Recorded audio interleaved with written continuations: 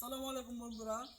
চলে আসছে আজকে আমাদের একদম দরিদ্র ইউনিয়ন আড়াতাইকুড়া ইউনিয়ন ৯ নং ওয়ার্ডের একবার দরিদ্র ইউনিয়ন, মানে কি বলবো, বলার কোনো ভাষাই নেই। এদের রাস্তার অবস্থা দেখতেছেন, মানে এই রাস্তা দিয়ে কিন্তু প্রতিদিন হাজার হাজার মানুষ চলাচল করে। শত শত মন পিস রসুন পাট কিন্তু এই রাস্তা দিয়ে হাটে নেওয়া হয়, প্রচুর পরিমাণে গাড়ি চলে। আর এই রাস্তার কোন অবস্থা এগুলো আসে, এই দেখেন রাস্তার কি অবস্থা, মানে বলার কোনো ভাষা নাই। একটা লোক আইডি নেওয়ার উপায় নাই, একটু বৃষ্টি হলে একদম কাদা হয়ে যায়। আপনারা দেখতেই পারতেছেন। এই যে দেখেন, আমি যে এরিয়া দিয়ে যাবো এদিকটাই, আমি যে এদিক দিয়ে যাবো, যাওয়ার কোনো উপায় নাই। এই কাদা ঘেঁষেই কিন্তু আমার যাওয়া লাগবে।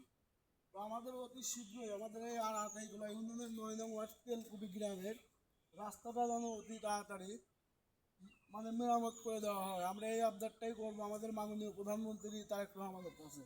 সবাই ভিডিওটা বেশি বেশি শেয়ার করে দিবেন। ওই সামনে দেখেন ওদিক দিয়েও কিন্তু অনেক কাদা, মানে একটু বৃষ্টি হলে যাওয়ার কোনো উপায় নেই।